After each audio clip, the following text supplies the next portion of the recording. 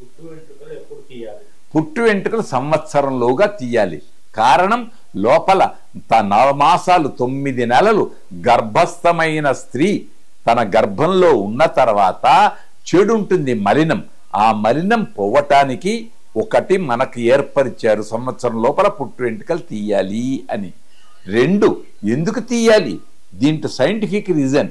ఎన్నిసార్లు క్షురకర్మ చేస్తే అంత గట్టిగా వస్తుంది వెంట్రుకలు. ఆ వెంట్రుకలకు ఒక ఇది కనుక క్షురకర్మ మొట్టమొదటి పుట్టు వెంట్రుకలనే పేరేనా. పుట్టినటువంటి ఆ చెడు ఉండకూడదు కాబట్టి పుట్టు వెంట్రుకల సంవత్సరం లోపల తిథి, వార, లగ్న, నక్షత్రాలను చూచి చెయ్యాలి. 1, మేనమామ వీరందరూ అవసరం. 2, 3 ఏమీ లేదు, దేవాలయానికి ఎందుకు వెళుతున్నాం? దేవునికి మొక్కులు తీర్చడానికి అంటున్నాం, పుట్టు వెంట్రుకలు అక్కడ తీయిస్తున్నాం. ఆ రోజు వర్జము, వారము, రాహుకాలం ఇవన్నీ చూస్తున్నామా? కనుక ఇవన్నీ మనం ఏర్పరచుకున్న నియమాలు, మంచివి నియమాలు. వాటిని పాటిద్దాం, వీలైనంత వరకు వాటిని మనం ఆరాధిద్దాం. శుభం. ఇక నలుపు అనేది భారతదేశంలో తగదు. భారతీయత నలుపుకు ప్రాధాన్యత ఇవ్వలే. కారణం శుక్లపక్షం, కృష్ణపక్షం. పున్నమకు ప్రాధాన్యత ఎక్కువ, అమావాస్యకు ప్రాధాన్యత తక్కువ. అమావాస్యకు ప్రాధాన్యత తక్కువ అని కాదు, ఎక్కువ ఉంది. పితృతర్పణాలన్నీ అమావాస్య నాడే వదులుతాం. ఇప్పటిదాకా అన్నామే ఉపవాసం, ఇవన్నీ ఆ రోజు చేస్తాం. కానీ నలుపు దారం కూడా శ్రేయస్కరం. కారణం దృష్టి దోషం తొలగిస్తుంది. అందానికి దృష్టి దోషం తొలగిస్తుంది. వచ్చేటప్పుడు ఒక దారమే కాదు, బొగ్గకు చుక్క పెడతారు. ఎప్పుడు పెళ్లిలోనే కాదు, 60 ఏళ్లకు షష్ఠబ్దికి పెడతారు. ఎందుకు పెడుతున్నారు? దృష్టి దోషం పోవటానికి. కనుక నల్లదారం. 2, ఈ మధ్యలో వచ్చిన ఆరాధనలో, అయ్యప్ప ఆరాధనలో నలుపు వస్త్రాలే ధరిస్తున్నారు. కారణం అన్నిటికీ దూరంగా ఉండి చక్కనైన ఆరాధనలు చేయటానికి. కనుక ఏదైనా సృష్టిలో 7 వర్ణాల్లో నలుపు కూడా ఒకటే కనుక దోషం లేదు. కానీ మన భారతీయత నలుపుకు ప్రాధాన్యం ఇవ్వలే. తెలుపుకు తేట తెలుగులా, స్వచ్ఛమైన వెలుగులా కనుక తెలుపుకే ప్రాధాన్యత ఇచ్చింది మన భారతదేశపు వైభవం. పిల్లలు చదువులో దూసుకెళ్ళాలంటే చాలా గొప్పది. ఆ గొప్పది అనేకం.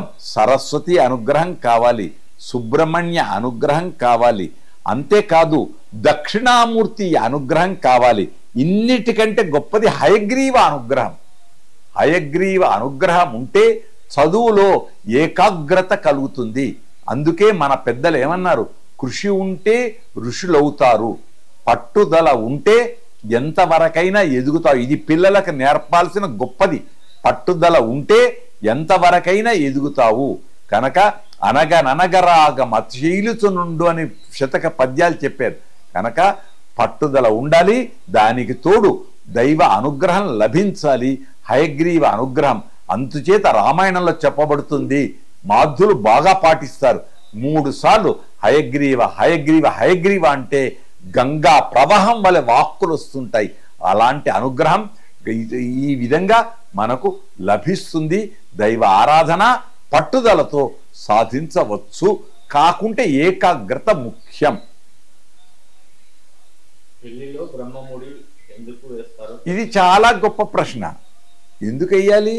భార్యాభర్తను ఒక్కటయ్యాం కదా, చేతిలో చెయ్యేసి చెప్పుబోవా అని సినిమా అన్నాడు కదా.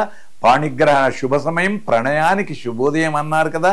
జీలకర్ర బెల్లం ఉంచుకున్నారు కదా. ఈ మధ్యన ఆకులు తమలపాకులు పెట్టి జీలకర్ర బెల్లం పెడుతున్నారు. తప్పు. చేతిలోనే జీలకర్ర బెల్లం పెట్టి హస్తి మస్తక న్యాయమని తన చేతితో ఉండేటువంటి యోగ శక్తిని భార్య భర్తకు, భర్త భార్యకు పంచుకుంటారు. అలాగే బ్రహ్మ ముడి ఎందుకు కారణం? ఏదైనా పని, అత్యవసర పని ఏర్పడినప్పుడు పూజలో నుండి భర్త తొందరగా వెళ్ళవచ్చు. ఎక్కడ వెళ్ళాడు? ఎక్కడైనా చరిత్రలో ఉందా? నారాయణుడు వెళ్ళాడు గజేంద్రుడిని రక్షించడానికి. శిరికించెప్పడు శంఖచక్రయుగమున్ చేదోయి సంధింపడని పోతన్న అన్నట్టు వెళుతూ ఉంటే ఎట్లా వెళ్లకుండా ఉండాలంటే మన పూర్వీకులు కల్పించింది బ్రహ్మముడి బంధం. దివిలో నిశ్చయము, భువిలో పరిణయం. కనుక ముడి వేస్తారు పూజలలో. ఆ ముడి బంధం ఎందుకంటే తొందరగా పరిగెత్తుకొని వెళ్లకుండా ఆది దంపతుల వలె అర్ధనారీశ్వరుల వలె కలిసిమెలిసి ఉండి పూజ అంతా అయిపోయిన తర్వాత ఆడపడుచో పంతులు గారో ఆ బ్రహ్మముడి విప్పితే వెళ్ళడం అనేది మనం కల్పించుకున్న ఆచారం. అందుకే దేవతలకు కూడా యోవేతామని బ్రహ్మగ్రంథిం కుర్యాత, ఆఖరుకు బ్రహ్మముడి దేవతలకు కూడా మనం ఏది పాటిస్తున్నామో దేవతలకు కూడా అది పాటింప చేస్తున్నాం. మంచిదే, కాదని కాదు. కాకుంటే పూజలో నుండి తొందరగా ఫోన్ వచ్చింది అని మాట్లాడినట్టు వెళ్ళటానికి వీలు లేకుండా ఏకాగ్రత కోసం ఏర్పరచుకున్న పూర్వీకులు ఏర్పరిచిన గొప్ప పద్ధతి బ్రహ్మముడి.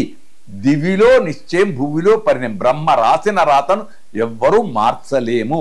అందుకు బ్రహ్మముడి గొప్పది. శుభం. తక్షశిల మీడియా ఛానల్ ని సబ్స్క్రైబ్ చేయండి, లైక్ చేయండి, షేర్ చేయండి.